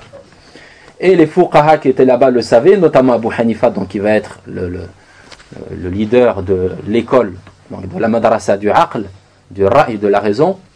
Il faisait très attention aux hadiths, et souvent les réfutait même. Il les rejetait. Et il se peut que dans les hadiths qu'ils ont rejetés de peur d'intégrer donc dans la législation un hadith mensonger, il se peut qu'ils aient réfuté des hadiths authentiques. Alors que dans la péninsule, dans le Hijaz, notamment la Mecque et Médine, c'était préservé de tout ça. Il n'y avait pas de secte. Il n'y avait pas le Khawarij, il n'y avait pas le Shia. Les gens étaient tous encore selon la Sunna. Donc le hadith était accepté beaucoup plus facilement. Et la tradition pouvait être transmise, ce qui n'était pas le cas en Irak. Donc ça aussi, ça a travaillé donc, à l'émergence de ces deux écoles, car une école ne pouvait pas prendre les hadiths de manière tranquille alors que les autres le pouvaient. Un autre point, c'est que la culture, donc en Irak, la culture de la population, elle a intégré donc la culture perse, qui était la culture là-bas de la région, car les Perses sont entrés dans la religion d'Allah subhanahu wa ta'ala. Donc beaucoup de populations, Perses, Romains, etc., donc sont entrés dans l'islam, et quand quelqu'un entre dans le din d'Allah azza wa jal, il entre avec ce qu'il a de culture donc qu'il avait auparavant. Donc ces gens-là ont apporté une manière de s'habiller, une manière de manger, une manière de commercer, une manière de voir la vie aussi, car leur manière de voir la vie, elle est imprégnée, elle s'est construite de par l'enfance qu'ils ont eue et la société dans laquelle ils ont vécu, qui n'était pas une société musulmane. Donc ces gens-là ont apporté beaucoup donc, de points et donc de questions qui n'existaient pas au temps du prophète alayhi salatu wassalam.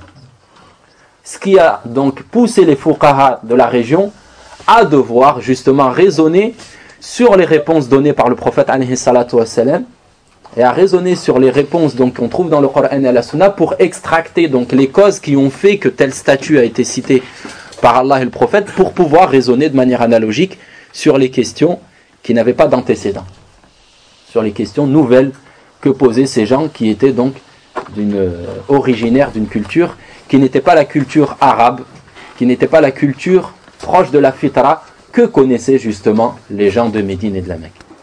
Là-bas, la culture, elle était saine. Les gens, ils étaient simples dans leur manière de vivre et ils vivaient tout comme le prophète alayhi salatu wa salam vivait. Donc, il n'y avait pas de nouvelles notions culturelles qui allaient faire que les fuqaha allaient se trouver devant des questions où ils ne trouvent pas de réponse directe. Certes, ça a sûrement existé, mais c'était vraiment minime. Alors qu'en Irak, c'est des milliers, des dizaines de milliers de gens qui entrent dans la religion d'Allah et qui vont désormais voir le moufti et lui poser une question. Et c'est une question qui ne sera jamais posée à Médine. Car à Médine, ce sont les gens, les Haus, les Khazaraj, les Quraysh, etc. Ce sont les tribus qui existaient au temps du prophète alayhi salatu wassalam. Donc on a ces deux grandes écoles qui vont apparaître. Donc l'école du Ra'i, de la raison, et l'école du Hadith dans le Hijaz. L'école de la raison se trouve en Irak, Al-Koufa notamment. Après, il faut donc faire attention aux caricatures que font traîner certains. Donc comme quoi l'école de Ar-Ra'i, c'est les gens qui utilisent leur raison, même quand il y a le verset d'Allah clair et tranchant dans son sens, ainsi que le hadith du prophète alayhi salatu wassalam. Non, ce n'est pas cela. Alors, on a cité les facteurs qui ont fait que cette école a pris cet esprit-là, mais ce sont des gens aussi qui sont attachés au Coran et à la Sunna. Et c'est sûr que cet esprit donc, qui a été travaillé par cette école, et que l'on retrouvera même jusqu'à aujourd'hui. Jusqu'à aujourd'hui, quelqu'un il est de la madrasa du Ra'i dans sa manière d'approcher le fiqh musulman, dans la manière d'émettre ses fatwas et dans la manière d'extracter les statuts du Coran et de la Sunna. Donc cette école, certes, on l'appelle madrasatul Ra'i parce que c'est une sibra ghaliba, c'est un esprit donc général de l'école. Mais ce ne sont pas des gens qui utilisent leur cerveau en faisant abstraction totale des textes. Ça, c'est une caricature fausse que certains essaient de propager. Et de même, l'école du hadith, ce ne sont pas, entre guillemets, des perroquets qui répètent le Coran et la Sunna sans rien comprendre à ce qu'Allah subhanahu wa ta'ala et le prophète alayhi salatu wa sallam demandent d'eux. Donc ce ne sont pas simplement donc, des enregistreurs de hadith qui vont ensuite transmettre. Non, ce sont aussi des gens de fiqh et des gens qui utilisent leur raison quand le shar' leur demande, mais les facteurs que nous avons cités ont fait que c'est une école qui de manière naturelle en est arrivée à être ce qu'elle a été parce que les facteurs cités justement n'ont pas permis d'utiliser la raison comme l'ont fait les gens de l'Irak. Donc de ces deux madrasas-là, de ces deux écoles-là, donc qui vont comporter des tabi'in, on va avoir des élèves donc qui vont apparaître et étudier dans ces écoles-là, et notamment donc le grand élève qui va apparaître en Irak, Koufa, ça va être l'imam Abu Hanifa, et dans la madrasa du hadith, ça va être l'imam Malik. Donc ils vont être des contemporains, ils ont vécu à la même époque, et ils vont être donc les deux grands meneurs de ces deux écoles.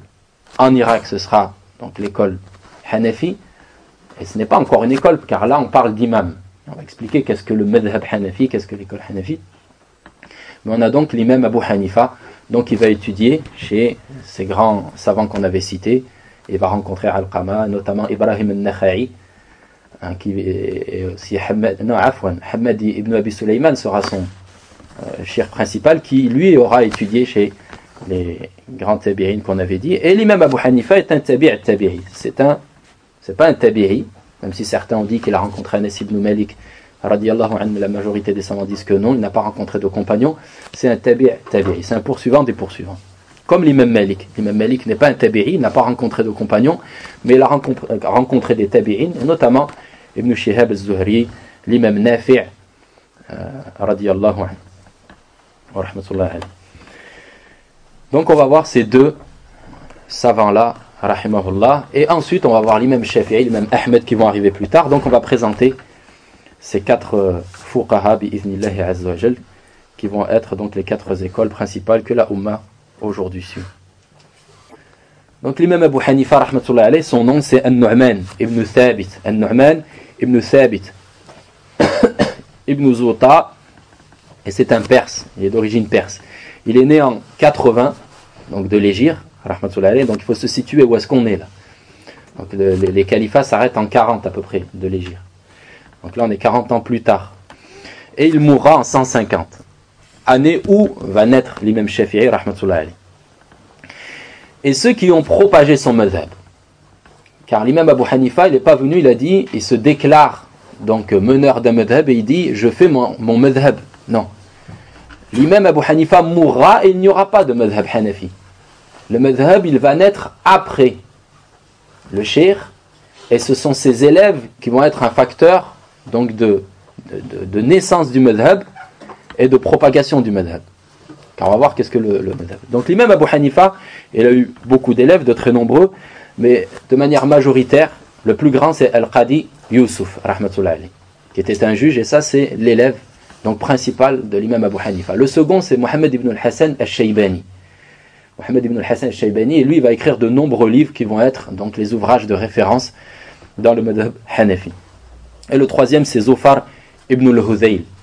Donc ces trois élèves-là, Zufar, Mohammed ibn al-Hassan et Al-Qadi Yusuf, sont les trois plus grands élèves donc, de l'imam Abu Hanifa.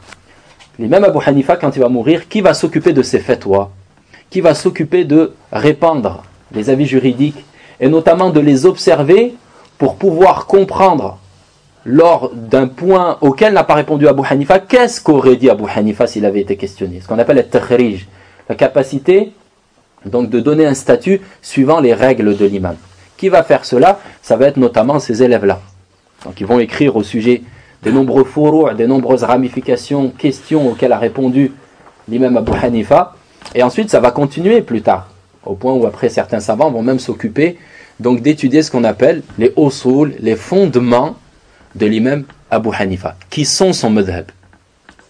Donc qu'est-ce que le madhab donc d'une personne? Le madhab de l'imam Abu Hanifa, ce n'est pas l'ensemble de ses fatwas, ce n'est pas l'ensemble des avis juridiques qu'il a émis, mais c'est plutôt les fondements qu'il utilise pour pouvoir raisonner sur le Coran et la Sunna afin d'extracter les statuts juridiques. Vous saisissez ce point-là, les frères? Le madhab Hanafi, l'école Hanafi, et on verra comme l'école Malikite ou toute école, ce n'est pas l'ensemble des points, donc des avis juridiques émis par l'imam Abu Hanifa, mais c'est donc les règles qu'il utilise, ses fondements, ses usul, qu'il utilise pour pouvoir raisonner sur le Coran et la Sunna, pour pouvoir émettre un statut juridique. Une question est posée à l'imam Abu Hanifa. Une question est posée à l'imam Abu Hanifa. S'il a une réponse directe dans le Coran et la Sunna, il répond tout de suite à cela. C'est pour ça que le premier asl de tous ces imams-là, c'est Al-Qur'an. Le deuxième asl, c'est la Sunna, le hadith du prophète. Que ce soit l'imam Abu Hanifa, Malik, Shafi'i ou Ahmed, ou tout, normalement musulman jusqu'à la fin des temps, lorsqu'une question lui est posée et qu'il a une réponse directe dans le Qur'an, ou bien la Sunna, il répond par ces deux derniers. Une fois que la réponse n'est pas directe dedans, ou bien que la réponse s'y trouve, mais qu'un texte n'est pas tranchant dans son sens, ici il y a un ensemble de règles qu'on utilise et qu'on ne va pas développer ici, car ce sont des cours de manière indépendante. Mais ici, le savant va faire ce qu'on appelle un ijtihad, un effort de raisonnement sur les textes pour pouvoir donc trouver une réponse à la question, à la problématique qui lui est posée, et il va extraire un statut. Cet ijtihad, il répond à des règles. Il ne fait pas comme il veut. Donc l'imam Abu Hanifa, il a un ensemble de règles qui sont les usul de son madhab, c'est ça son madhab. Donc être Hanafi, ce n'est pas suivre l'imam Abu Hanifa dans les avis juridiques qu'il a émis, mais c'est suivre l'imam Abu Hanifa dans quoi? Répondez. Dans ses fondements. La nuance est comprise. C'est pour ça que Mohammed ibn al-Hassan Qadi Yusuf va à l'encontre de l'imam Abu Hanifa dans 75% de ses furu', de ses ramifications. Mais il reste Hanafi. Pourquoi? Car leur fiqh ne sort quasiment pas de ses usul. Et notamment, ils vont toujours dans le sens, comme on dit beaucoup de jurisconsultes, pourquoi est-ce que Mohammed ibn al-Hassan et Al-Qadi Yusuf restent Hanafi alors qu'ils vont à 75% à l'encontre de l'imam Abu Hanifa? Car ces trois personnes-là, en réalité, ils sont toujours dans le fiqh de l'imam Ibrahim al-Nakha'i. Quand on observe l'ensemble des avis émis par l'imam Abu Hanifa ou bien Mohammed ibn al-Hassan ou bien Al-Qadi Yusuf, on trouve que c'est des gens qui ont l'esprit et la manière d'approcher le Coran et la Sunna qu'avait l'imam Ibrahim al-Nakha'i, rahmatullah alayhi, qui était, on avait dit, l'un des grands meneurs de l'école du Ra'i, de la vie, dans Al-Koufa. Donc ce point il est important. Car lorsque vous étudierez le texte, par exemple, d'Ibn Ashir qui est malikite, il ne faut pas être muta'assib en pensant que lorsque l'on prend une parole qui n'est pas celle de l'imam Malik, parfois même pas celle du madhab, qu'on n'est plus maliki, qu'on est sorti du madhab. Non, dans les usul de l'imam Malik, idha sahha al-hadith, fahuwa madhabi. Lorsque le hadith est authentique, c'est mon avis. Ça fait partie des fondements de l'imam Malik rahmatullah alayhi. C'est d'ailleurs un fondement parmi les 4 imams. Donc ces 3 élèves-là, Al-Qadi Yusuf, Mohammed ibn al-Hassan, Al-Shaybani et Al-Zufar, vont être les 3 grands élèves qui vont propager donc, le madhab de l'imam Abu Hanifa. Ensuite, concernant l'imam Malik rahmatullah alayhi, donc lui il va être à Médine, il y est né et il y est mort rahimahullah. L'imam Malik rahmatullah alayhi, il est né en 93 donc de l'Hégire et il mourra en 179. Donc il est né 13 ans plus tard que l'imam Abu Hanifa, mais ils ont vécu à la même époque. On l'appelle imam Udar il-Hijra, l'imam de la terre où a émigré le prophète alayhi salatu wassalam. Il a eu beaucoup d'élèves. Parmi les plus grands élèves, il y a Abdullah ibn Wahb, qui a étudié pendant 20 ans donc auprès de l'imam Malik. Lui, il ira en Égypte, rahmatullah alayhi, et répandra beaucoup les avis, et notamment les fondements de l'imam Malik, rahmatullah alayhi. Abdurrahman ibn al-Qasim. Abdurrahman ibn al-Qasim aussi, c'est un grand élève donc de l'imam Malik. Et lui, il aura un grand rôle, car Asad ibn al-Furat, donc qui aussi, rahimahullah, a écouté al-Muwatta de l'imam Malik. Asad ibn al-Furat, c'est un Tunisien, donc il est de Qayrawan, donc il va rencontrer donc Abdurrahman ibn al-Qasim, ou plutôt, pardon, l'imam Malik rahmatullah alayhi, il va entendre al-Muwatta de l'imam Malik et il va ensuite aller à la madrasa donc de Ar-Ra'i, de la raison. Et il va essayer donc de appliquer le Muwatta là-bas, avec les règles de ces gens-là. Et il va écrire un livre qui s'appelle Al-Asadiyya, de son nom, Asad ibn al-Furat, Al-Asadiyya, qui est un fiqh mélangé donc de l'école du Athar, de l'école du Hadith, l'école de l'imam Malik, et de l'école donc de Al-Kufa en Irak, l'école Hanafite, car il rencontrera Mohammed ibn al-Hassan al-Shaybani et Al-Qadi Yusuf aussi, il me semble. Donc il rencontrera les plus grands élèves de l'imam Abu Hanifa et il va faire un fiqh, on va dire, hybride entre Ar-Ra'i et Al-Athar, le Hadith. L'imam Sahnoun, rahmatullah alayhi, qui est quelqu'un qui a eu donc une relation écrite avec l'imam Malik mais ne l'a pas rencontré, il va récupérer ce livre-là qui s'appelle Al-Asadiyya. Et voulant le purifier donc du fiqh de la madrasa, donc de l'imam Abu Hanifa du Ra'i, il va prendre ce livre-là et il va aller à Abdurrahman ibn al-Qasim. Et il va s'asseoir auprès de lui et il va repasser point par point auprès d'Abdurrahman ibn al-Qasim, donc ce qu'a écrit Asad ibn al-Furat dans l'Asadiyya, et il va lui demander qu'est-ce que disait Malik à propos de ce point-là. Et il va écrire le fameux livre qu'on appelle Al-Mudawwanatul Kubra, la Mudawwana de Sahnoun, et qui est le livre de référence dans le madhab Malik. Après le Muwatta, qui bien sûr lui comprend les hadiths du prophète alayhi salatu wassalam, et qui a été écrit par l'imam Malik lui-même, rahimahullah. Mais Al-Mudawwanatul Kubra, donc Al-Mudawwana de l'imam Sahnoun, c'est le point de référence, c'est l'encyclopédie donc du fiqh Maliki. Et ce sera, donc l'imam Sahnoun, l'un des plus grands propagateurs de l'école Maliki. Ashhab ibn Abd al-Aziz aussi, c'était un grand savant, un grand élève de l'imam Malik, et de même Abd al-Malik Na'am ibn al-Majishoun. C'était aussi un élève de l'imam Malik, rahmatullah alayhi. Donc ces élèves-là, ce sont eux qui vont propager et qui vont même en fait, entre guillemets, créer l'école malikite. Car au temps du prophète, au temps de l'imam Malik, rahmatullah alayhi, le madhab maliki est en voie de développement. Et lorsque l'imam meurt et qu'il trouve des élèves qui vont s'occuper donc de ces fatwas, de les propager, et notamment après d'observer donc ces différentes fatwas et d'essayer de comprendre comment est-ce que l'imam Malik donc extracter les statuts du Coran et de la Sunna pour pouvoir ensuite extracter les usul, ce qui ne va pas se faire tout de suite, ça ne va pas se faire tout de suite, Ça va se faire parfois plus tard par d'autres savants dans des siècles suivants. Mais c'est ce point-là, le fait qu'il ait eu des élèves à son service, qu'Allah lui ait mis à son service des élèves pour pouvoir propager ses fatwas, ses avis juridiques, qui font qu'un madhab survit. Il y avait des savants tout aussi éminents que cela. Mais Allah ne leur a pas mis à leur service des élèves qui ont travaillé leur fatwa et leur école.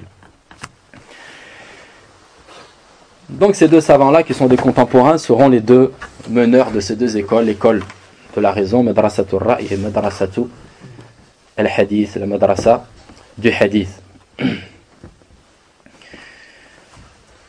Ensuite, on a dit donc en 150, année où va mourir l'imam Abu Hanifa, va naître l'imam al-Shafi'i, Mohammed ibn Idris al-Shafi'i, rahmatullahi alayh. Et il mourra lui en 204. Et lui, il a pris de l'imam Malik, pas que de lui, mais il a étudié auprès de l'imam Malik et a été donc proche de lui jusqu'à ce que l'imam Malik, rahmatullahi alayh, meure. Et il l'a vécu donc ensuite à Bagdad. Il a vécu à Bagdad. Il ira en Irak. Et en Irak, l'imam Shafi'i, il a eu un grand rôle qui a été donc de remettre un peu d'équilibre dans la région en apportant le hadith. En apportant donc ce qui existait de manière forte dans le Hijaz, donc le fait de se cramponner au hadith. Et il a apporté cela au point où on l'appelait là-bas Nasirul Hadith, celui qui a donné victoire au hadith. Et l'imam Shafi'i, rahmatullah alayh, était quelqu'un d'extrêmement cramponné au athar, donc au récit du prophète alayhi salatu wassalam, ainsi que des compagnons radiyallahu anhum. Et il aura de nombreux élèves aussi, dont notamment Abu Bakr al-Humaydi et aussi Abu Bakr Mohammed ibn Idris, rahmatullahi alayhima. Et lui, son école va se propager en Égypte. Auparavant, c'était l'école malikite qui avait pris place en Égypte, mais lorsque l'imam Shafi'i est arrivé là-bas, son école a pris le dessus, et jusqu'à aujourd'hui, l'Égypte, elle est Shafi'i de madhab. L'Irak aussi, Khorasan, toutes ces régions-là vont être selon l'école Shafi'i. Le madhab Hanafi, lui, va plus prendre direction l'Asie, l'Inde aujourd'hui, le Pakistan, l'Afghanistan aussi. Les côtes indiennes sont Shafi'ites, la Turquie, Na'am. Et il y aura plusieurs facteurs qui font qu'un madhab se propage ou non. Le fait que l'Empire ottoman, ils étaient Hanafi, ça a aussi été un grand facteur de propagation du madhab Hanafi. À des moments, c'était tel calife avait tel madhab. Donc c'est sûr qu'après, politiquement, ça aide à propager le madhab. L'imam Shafi'i, lui, ce qu'il va vraiment apporter, un point qui est extrêmement important, c'est qu'il va mettre donc sur papier la science de Usul al-Fiqh. C'est le premier, c'est le fondateur d'ailleurs de cette science-là, de la science qu'on appelle Usul al-Fiqh, donc les fondements de la jurisprudence, les sources de l'argumentation. C'est-à-dire, face au Coran et à la Sunna, comment est-ce qu'on se comporte? Il y a des textes généraux et il y a des textes spécifiques. Comment on se comporte par rapport à ça? Il y a des textes qui sont illimités dans ce qu'ils décrivent, d'autres qui sont limités. Comment est-ce qu'on se comporte par rapport à ça? Comment est-ce qu'on se comporte par rapport à une parole d'un compagnon? Lorsqu'on n'a pas de réponse directe dans le Coran et la Sunna, on a une fatwa d'un compagnon. Qu'est-ce que l'on fait? L'imam Abu Hanifa, lorsqu'il a 3 avis de compagnons, par exemple, il n'a pas de réponse directe dans le Coran et la Sunna, il dit qu'il peut prendre n'importe lequel de ces 3 avis, mais il ne se permet pas, il s'interdit de sortir de ces 3 avis. Donc ça, c'est un asl, c'est un fondement du madhab Hanafi. Quand on a plusieurs fatwas de compagnons, qu'est-ce qu'on peut faire pour un Hanafi? Prendre l'une des fatwas, mais est-ce qu'on a le droit de sortir de l'une de ces fatwas? Non, car il dit que la vérité obligatoirement elle était portée par les compagnons, que la vérité ne sort pas de l'un de ses avis. L'imam Shafi'i dit, ce sont des gens qui ont fait un effort, et nous aussi nous sommes des gens qui avons le droit de faire l'effort. Quand il dit nous, c'est les savants mujtahidoun, c'est pas un nous qui englobe tout musulman. Il dit donc, moi aussi je peux faire un effort, et donc faire apparaître un avis qui n'existait pas donc auprès de ces différentes fatwas de compagnons. Donc ça, c'est un autre fondement qui se trouve dans l'école Shafi'ite. Donc on voit qu'est-ce que diverger dans les fondements, mais c'est bien plus large que cela. Donc il va écrire un livre qui s'appelle Ar-Risala, qu'il va écrire en plusieurs étapes, et qui va être donc ensuite imprimé, qui existe aujourd'hui, que l'on peut acheter. Ar-Risala, donc qui veut dire le message, la lettre de l'imam Shafi'i, dans lequel il explique donc les fondements par lesquels il faut donc traiter le Coran et la Sunna. Car il a vu des fuqaha qui se contredisaient. Et certains fuqaha ont dit, l'imam Shafi'i est venu à nous et il disait des paroles qu'on n'avait jamais entendues avant lui. Et il disait, par exemple, le verset d'Allah subhanahu wa ta'ala, Inna an-nasa qad jama'u lakum fakhshawhum. Les gens se sont réunis contre vous, craignez-les. Ça, c'est dans un verset du Coran. Et il disait, Hada amun urida bihi al-khusus. Il disait ça, c'est un mot général par lequel Allah a voulu une spécificité. Inna an-nas, les gens, c'est général. Les gens, c'est les habitants de la planète. Mais dans le verset, c'est qui? C'est Quraysh. Donc c'est un mot général. Allah n'a pas dit Quraysh, donc vous veut du mal, craignez-les. Les Quraysh s'est réunis contre vous, craignez-les. Allah a dit les gens. Mais dans ces gens-là, il y a tout le monde? Non, c'est Quraysh qui s'est réuni. Donc ce mot, c'est une généralité par laquelle Allah a visé une spécificité. Aussi il disait Ya ayyuhan nabi, idha tallaqtumun nisa. Oh, toi le prophète, lorsque vous divorcez des femmes. Il disait ça, c'est une spécificité, an-nabi urida bihi al-umum, par laquelle on a voulu une généralité. Est-ce que ce verset vise simplement le prophète ou bien tous les musulmans? Tous les musulmans. Et des fuqaha ont dit, on a entendu donc l'imam Shafi'i dire des choses qu'on n'avait jamais entendues. C'est des choses qu'ils intégraient, même les compagnons. Les sahaba avaient ça. Donc de manière instinctive, quand ils lisaient un verset, ils savaient que si le verset était adressé au prophète, il s'adressait à toute la communauté, sauf s'il y a une preuve qui vient spécifier que ce verset-là s'adresse qu'au prophète. Et ils savaient que dans Inna an-nas qad jama'u lakum, les gens se sont réunis contre vous, pour vous, que c'était pas tous les habitants de la planète, c'est clair ça. Donc ils avaient ces règles-là. Mais la théorisation de ces règles, la mise sur papier de cette science-là, c'est l'imam Shafi'i qui en est le fondateur. C'est l'imam Shafi'i par son livre Ar-Risala. Donc cette école, elle sera en Irak et il ira aussi, donc rahmatullah alayh, vivre en Égypte.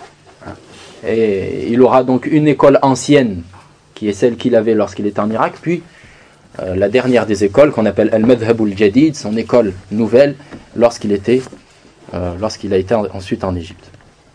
L'imam Ahmed rahmatullah alayh, lui aussi sera en Irak. Il est sur la région de Bagdad. Il est né en 164 et il mourra en 241 rahmatullah alayh. Il a eu beaucoup de chouyour, de très nombreux chouyour, car lui c'était vraiment un muhaddith, un grand savant de hadith, et il a beaucoup écouté, beaucoup voyagé pour pouvoir réunir les hadiths du prophète alayhi salatu wassalam. Donc il aura de nombreux chouyour. Parmi ceux-là, Hushaym ibn Bashir.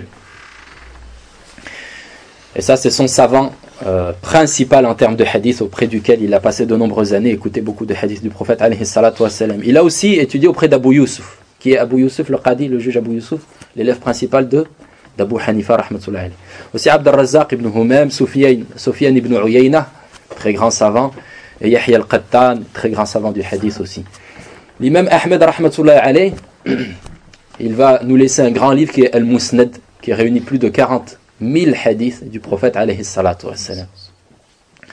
Maintenant revenons à l'imam Shafi'i et l'imam Ahmed. Où est-ce qu'ils se trouvent par rapport aux deux pôles qui sont l'école de la raison et l'école donc du athar? Donc l'imam Shafi'i il tend plus vers l'école donc du naql, l'école du hadith, car c'était un grand rapporteur du hadith. Et on a dit que lorsqu'il a été en Irak, il a renversé la balance et il a été appelé donc l'assistant, celui qui a donné la victoire au hadith du prophète alayhi salatu wassalam. Donc s'il fallait le classer, on le classe dans l'école du athar. Et l'imam Ahmed, donc lui, il est encore plus, on va dire, littéraliste et dans la madrasa donc du hadith, même que l'imam Malik rahmatullah alayh. Si on devait faire un classement, donc dans l'ordre croissant, on dirait l'imam Abu Hanifa, Shafi'i, Malik et l'imam Ahmed, de manière croissante concernant donc le fait d'être cramponné au hadith du prophète alayhi salatu wassalam. Du moins d'avoir un fiqh dont l'esprit est de revenir au sens littéral du verset d'Allah et au hadith du prophète alayhi salatu wassalam. On avait bien dit que quand le texte est tranchant et clair, tous sont des gens qui se cramponnent à la sunna du prophète alayhi salatu wassalam. Mais le fait que ce soit un muhaddith, ce soit quelqu'un qui ait ramassé beaucoup de hadiths du prophète alayhi salatu wassalam, a intégré cet esprit dans son école, et aussi le fait qu'il ait été en lien avec beaucoup de gouverneurs qui avaient adopté la doctrine Mu'tazila, qui est une doctrine qui donne la prépondérance, la prédominance à la raison sur le Coran. Mais pas comme l'école du Ra'i. C'est-à-dire vraiment la raison, elle devance parfois le Coran et la Sunna de manière indépendante. Donc, le fait qu'il ait été en contact avec ces gens-là, lui, il a été donc dans une position de défense qui fait qu'il a vraiment défendu la Sunna du prophète alayhi salatu wassalam de manière courageuse, rahmatullah alayh. Et c'est quelqu'un qui a été celui qui a donné la victoire face à la deuxième fitna, Abu Bakr, par rapport à la première qui était la ridda, lorsque les gens n'ont pas voulu donner la zakat. Abu Bakr radiyallahu anhu a pris une grande position en envoyant ses armées contre ces gens-là. L'imam Ahmed, face à la grande fitna de Khalq al-Qur'an, car les gouverneurs voulaient obliger l'imam Ahmed à dire que le Coran est créé. On avait dit que le Coran est incréé, c'est la parole d'Allah Azza wa Jal. Il a tenu le coup, rahmatullahi alayh, et alhamdulillah, cette aqidah n'a pas été propagée ensuite. Donc, c'est parce qu'il était dans cet esprit de défense et qu'il était attaqué et que les textes aussi étaient traités par la raison simple, par les Mu'tazili, que cette école a pris cet esprit-là aussi. C'est un des facteurs, mais notamment c'était un très grand muhaddith et un grand faqih aussi. Donc voilà les 4 écoles. Point important, c'est que une école juridique n'est pas l'ensemble des avis juridiques émis par l'imam. Être Hanbali, c'est suivre l'imam Ahmed dans ses avis juridiques ou bien dans ses fondements. Et de même pour les autres imams. Et c'est ce à quoi appeler ces gens-là, rahmatullahi alayh. Et on continuera, Inch'Allah, dans le prochain cours, espérant avoir fini aujourd'hui, mais ce n'est pas le cas. On continuera donc notre introduction concernant le fiqh, wallahu a'lam. Et ensuite, on parlera de la naissance des écoles en termes de aqidah. Wa sallallahu ala sayyidina Muhammad wa ala alihi wa sahbihi ajma'in.